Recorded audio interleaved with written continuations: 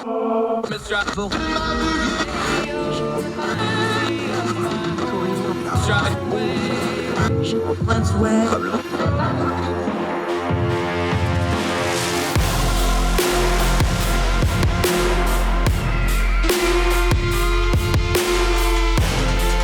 your host, Andrew Donaldson. This is Heard Tell. Welcome back to Heard Tell. I'm Andrew Donaldson. Thank you for sticking with us. Going back overseas, another one of those great UK contributors we get from Young Voices. We're always thrilled to have them. Really excited to have this one. I've listened to her and read her stuff for a while, so it's fun to actually get to talk to her. Alys Watson-Brown, how are you today? I'm really well. Thank you so much for having me on here. It's a privilege. Thrilled to have you. She is all over UK media, but if you're an American, you may not be as familiar with her work. You're going to get a good heavy dose of her today, though. Just real quick, introduce yourself to the folks over here. You're Young Voices, so they know you're quality people just from that, because we have you folks on so much. But tell them a little bit about yourself and your background. Well, I'm 21, very nearly 22. I study politics with data science at the University of Bristol, which is sort of like in the west of England. Very rainy, but it's spring now, so it's pretty beautiful here. And I was born and raised in London, so I'm a city gal. And yeah, moved to another city because I can't be out of it. And I'm here, and I've been with Young Voices since August last year. So that was when I was enrolled on the program, and I've just thoroughly enjoyed it. Done writing, done broadcasting. And it's just been great to do alongside my university study.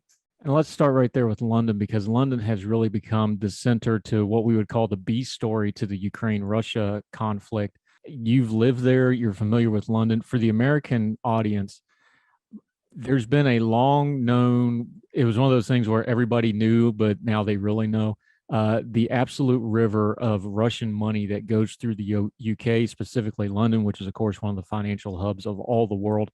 But it's really been brought to the forefront since Russia invaded Ukraine. How is that playing? Because there does seem to be kind of a little bit of a groundswell here to actually do something about all this. Some of it's dirty money, some of it's laundered money that's been made respectable, but it's very much in the mindset of the people in the UK right now of, hey, it's time to finally do something about this thing that everybody knew about, but they kind of wink, wink, nudge, nudged at it, didn't they? Yeah, you're incredibly right about the wink, wink, nudge, nudge. Everyone knew about it. If you know Harrods in London, obviously sort of a famous kind of tourist hub. If you walk through the place where it's in called Knightsbridge, no houses, none of the mansions around there are owned by British people. It's all owned by Russians, and no one actually ever lives there. They're usually always empty, and it's sort of polluted our democracy. London is what you could call the washing machine for Russia's dirty money. And it's because we in Britain do not have a trade surplus on manufactured goods. So we relied on selling assets for foreign cash. We welcomed the investment, and these Russians from, you could say, the privatization from the 1990s, they could buy these mansions and the government would lap up the money. And I think it's become so much more salient. Now people really, really know what's going on, because it really hit home when Roman Abramovich was sanctioned, who owns Chelsea Football Club. And as you know, probably the UK, we love our football. It really struck a chord at the cultural heart of the UK, not just in, world politics terms. And it's not just that a rich owner of an esteemed football club is being reprimanded. It's affecting the jobs of all the normal, regular people who work for the club, who are worried that they're not going to get their next paycheck. And it just reveals the intricacy and how much this dirty money, you could call it, has filtered down and affected the lives of everyday working Britons. And well, Liz Truss, our foreign secretary, has issued some of the most harshest sanctions we've ever seen. And the banks of London now have been asked to give details of where the sanctioned individuals have moved their money to the Financial Conduct Authority, so we can really get a grip on how these sanctions are affecting these oligarchs. So I guess it's not a problem with an easy solution. we have to unpick it. Boris Johnson today wrote an article in the Daily Telegraph talking about how we need to move away from reliance on Russia. He didn't mention oligarch money, but I think he wrote it within the context that he had to say something about moving away from Russian investment, whether that was oil. He was pledging self-reliance on energy and, in an optimistic bid onto sort of nuclear and renewable sources. And he just said the West had made a mistake in 2014 to just step aside while Russia annexed Crimea. So there are going to be a lot of complexities, but I guess we just have to wait and see. I'm trying to think of a good comparison, talking to Alys Watson-Brown from Young Voices UK with us. Chelsea Football Club, it has a little bit more of a profile in America now because, of course, Christian Poselic plays for them. So they're well known, but this would be like the owner of the Yankees being told that he can no longer be in the country, or the New York Giants, a big time club, London's team. I know there's other teams. Let's not go down that road, but they put Pride of London on the stadium for a reason. This is a cultural big deal, but it also underlines the question. And you mentioned Boris Johnson. You don't get that kind of power without a lot of political considerations. How deep does this go? Does this go into the political sphere? Does this money get into politics? Does it go into parliament and office holders? Is it just the cultural, or is the fear and the investigations going to be, hey, they've actually got their hooks into our actual way of governing here? It's political as well, although that is, I suppose, less accessible. Everyone does have a notion that, I suppose, in the US, lobbying is far more of a entity that's talked about, but in the UK it occurs a lot as well, and MPs rely on lobbying money a lot, and a lot of that can come from Russia. And there have been, Boris Johnson and most of the British political establishment have links with Russian personnel, be it friends of Putin or just oligarchs in general.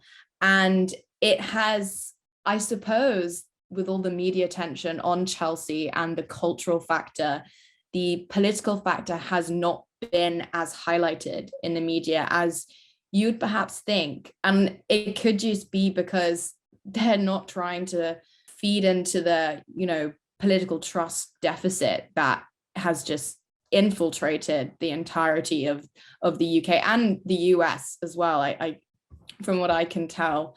But we'll have to see. I mean, the UK haven't exactly been passive on their actions against Russia. We raised, I think, around 120 million pounds in 5 days to help Ukraine. So we are definitely making political stances against Putin.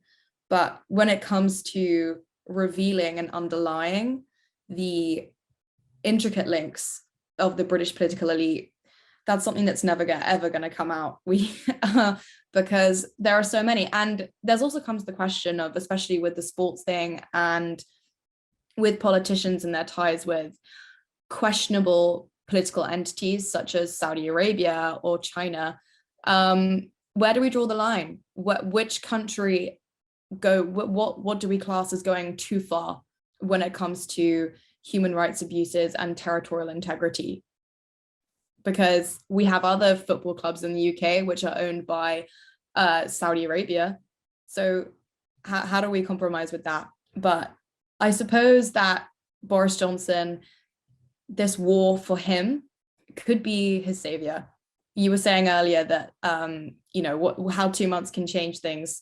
I mean, his polling approvals have not gone up, but he has just about recovered from the nadir of Partygate, which I don't know if that is well known in the US, but we were under national lockdown from May 2020. You could be fined for sitting on a park bench having a coffee if your coffee cup was empty and you were just sitting down there for too long. And you could be fined for just, walking on the street with alcohol after 10 p.m. if you were a student. So it was really heavy rules. And it turns out that all that time, in the heart of our supposed democracy, cabinet ministers and the Prime Minister and himself were partying into the early hours with booze and, just flouting and disrespecting the civic duty that the British people took upon themselves to protect each other. So Labour is still currently, the opposition are still currently pulling ahead, but Boris Johnson is no longer projected to lose his constituency. So there is some positive there for him. And he is a sort of prided himself on being a sort of Churchill figure, especially when it came to advocating this wartime spirit in the time of COVID. So this could be the making of him. I suppose he wants to leave office without a tarnished legacy. And we've introduced it's this campaign, it's called Home for Ukraine in the UK, where if a UK citizen signs up and says they want to take in refugees, they get paid £350 a month by the government. It opened last night, so Monday evening, and over 100,000 UK citizens have applied. We're pretty, I would say that it's given us, revitalized some sense of humanity after complaining about mask wearing and schools opening for 2 years. So this could perhaps save him. Yeah, a little bit of rally around the flag kind of stuff with this. Talking about Alys Watson Brown. One more quick thing on this. We just went through a couple of years, of course, with Russia, and Donald Trump here, and you get pictures of untoward Russian figures with all kinds of folks. UK's got that problem right now. Boris Johnson is one of them. You got this Yevgeny Ledbev gentleman. He's with Prince William. He's with Boris Johnson. Pretty much you name the who's who, even Judi Dench and Ian McKellen, people who would know actors here in America. The who's who of British society, they got pictures with this guy. You know, how is this going to be one of those things where it's guilt by association, or is this just going to be a lot of innuendo and then it kind of fades away as the crisis fades? How do you think it plays out? I think from the public point of view, we are supposedly more concerned with refugees at the minute. We're more concerned about how the government are going to help those people who are now fleeing from a war-torn country.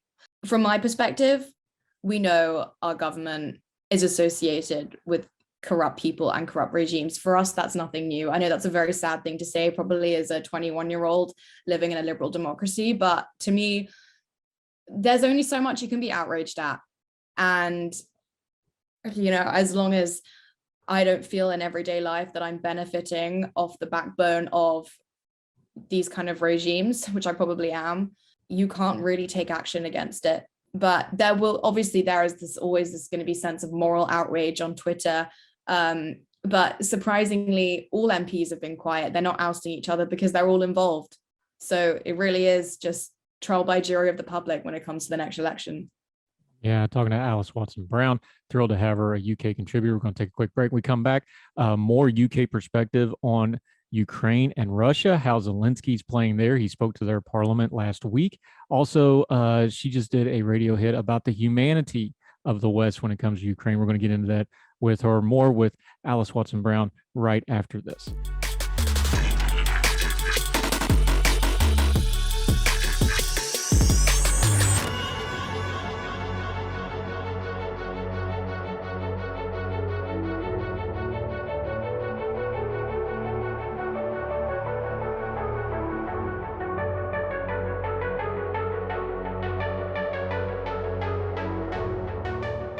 Welcome back to Heard Tell. I'm Andrew Donaldson. Thanks for sticking with us. Continuing our conversation from over yonder, instead of my beloved up yonder, Alys Watson Brown. Okay, Zelensky, of course, has become kind of the figure of Ukraine, the leader of Ukraine. You talked about Boris Johnson wanting to be a Churchillian figure, which is probably shooting a little high, and you may not want to remind him what happened to Churchill as soon as the war was over electorally. But Zelensky, we really do seem to, at least in the PR side of things, have one going here. This is kind of rare. He spoke to Parliament, which is something that does not happen a whole lot. What's the perception there in the UK? We talked about there's a lot of rally around the flag. I imagine he's immensely popular and very inspiring to the British people, especially when it comes to taking in these refugees, knowing that this man is leading their country. Yeah, so the address to our Parliament, there are very few instances where MPs show any sign of really being human to the media, but our Defense Secretary, Ben Wallace, was in tears. He was fighting back tears. Zelensky's address, it was heart-wrenching. He was pulling on the heartstrings of British culture and British history. He referenced Shakespeare, Churchill, our preparation against Nazi invasion to drag us into his worldview. And he did it extremely effectively. He, as you said, has got the PR side of it incredibly, fine-tuned for his audience. And he nobly thanked us for our help. And I think despite all the criticism that has come from certain facets of our society, notably, the political opposition, for saying that we aren't doing enough, especially, people compare our role in it to the European Union's, but actually we launched Operation Orbiton after the annexation of Crimea, and we went over and trained up the Ukrainian army, gave them NLAW missiles, and the EU gave nothing. Our NATO spending has been up to requirement. Germany's hasn't. And yeah, I think it makes you take a step back and think about that this could be what brings the West together after a time of such division, political, social, and cultural division about things that when you look at Ukraine don't really matter. Like, why are you putting masks on kids because of a virus that isn't going to kill them when there are kids across the world whose home have been destroyed, who are victims of a violation of the Geneva Conventions, that everything that we fought for in our international institutions. Yeah, I think Zelensky is a sort of figurehead for us. We'd hope that Boris Johnson will mobilize that and pursue that in political currency on the world stage.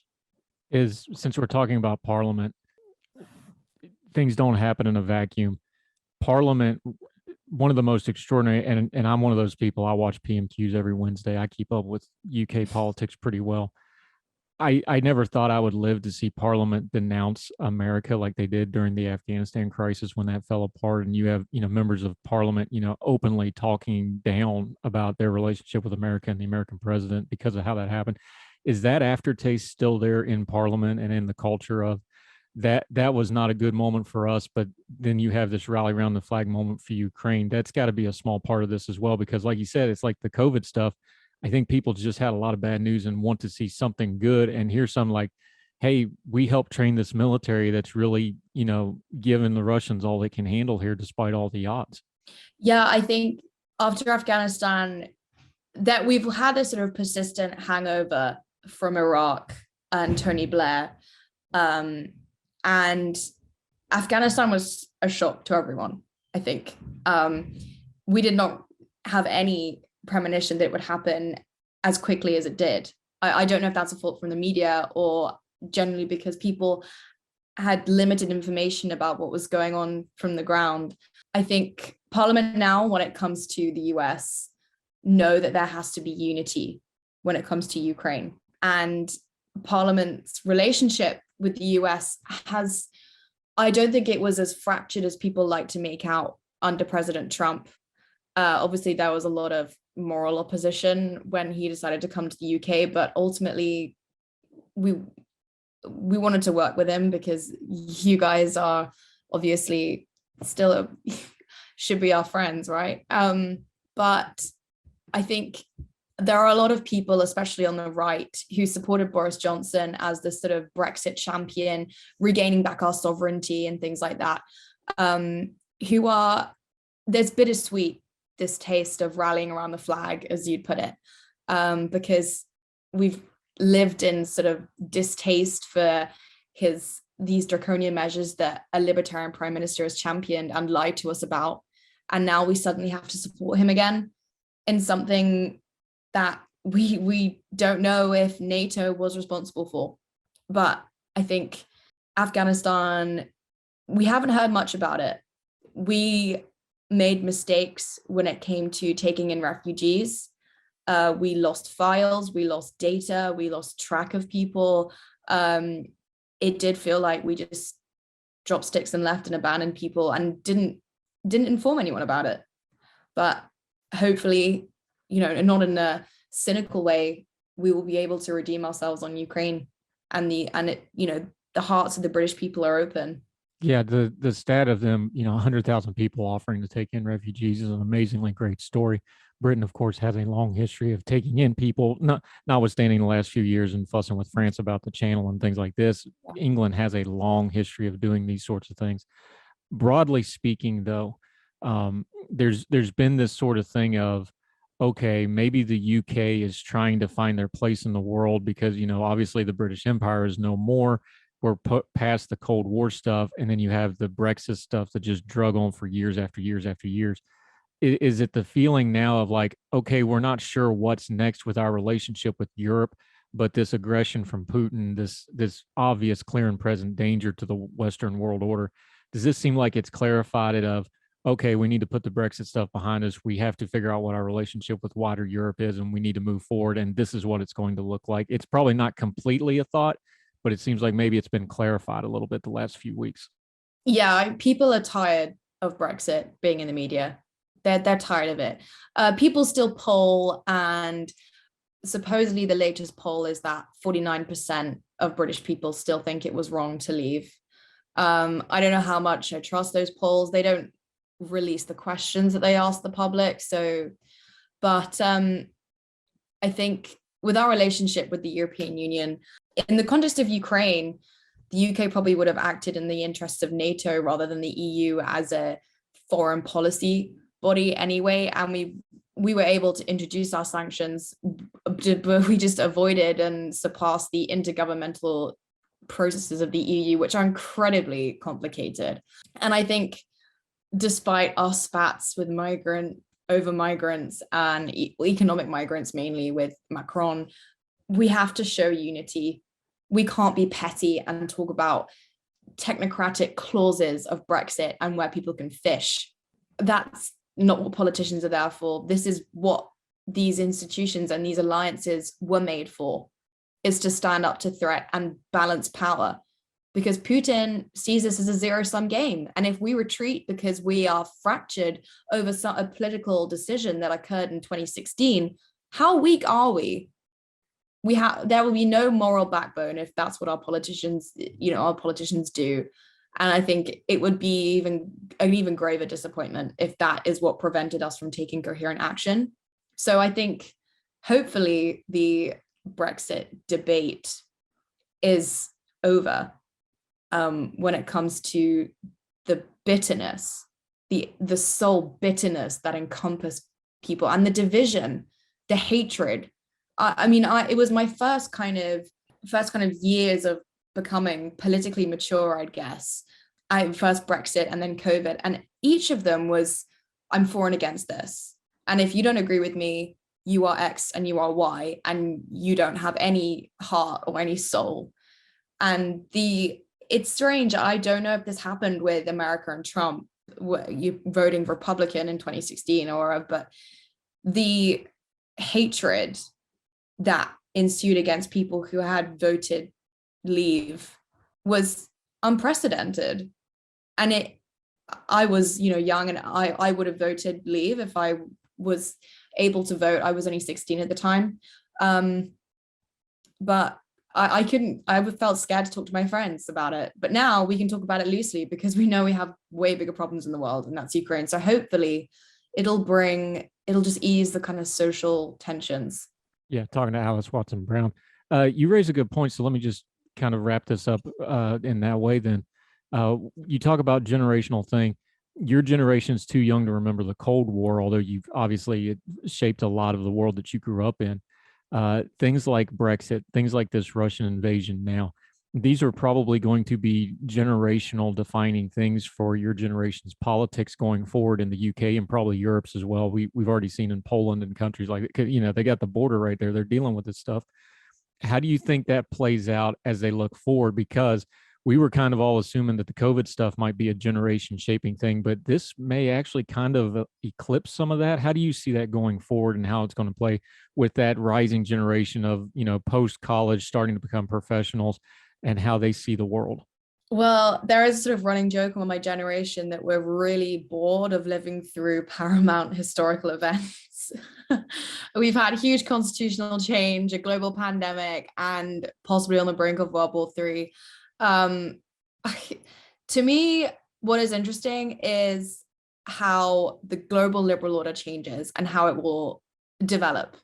And I possibly see our generation as being the generation that marks the development of a multiplex world, wherein it's not necessarily defined by hegemony or balance of power, but a multitude of globalized systems, be it trade, finance, non-government organizations, multinational companies, all forming different alliances for different purposes rather than just the United Nations or, the ICC or, and I think that is a good thing, but also terrifying, because when it comes to multinational corporations like Amazon or big tech, none of that is democratically accountable.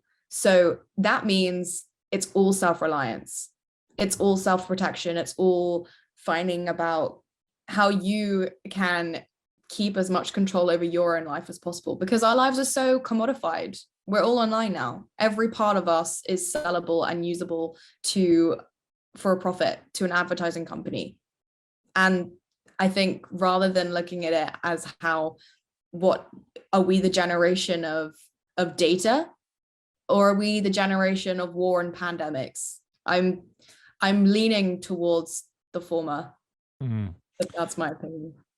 Great answer to an impossible question to answer. So good job on that. Alys Watson-Brown. One last thing to kind of round this back to where we started. The viewpoint of the UK and of Europe a little more broadly. What's the viewpoint over there of America's leadership? We talk, we're obsessed with ourselves. Let's just call it what it is, because we think the whole world revolves around us. But what does Europe and the UK specifically, how do they see America in this crisis? Do they see us as followers? Do they see us as leaders? Do they see us indifferent? How is the current American leadership playing during this crisis in Ukraine? Well, I don't. Firstly, I don't think there's anything wrong with American exceptionalism. It's a very interesting phenomenon that is. It's a very specific form of patriotism, which I'm interested in.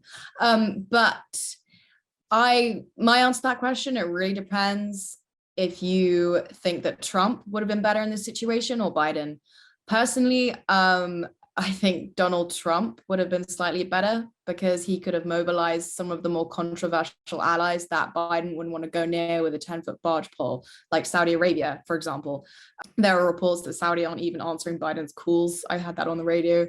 I think from our perspective, we need a leader.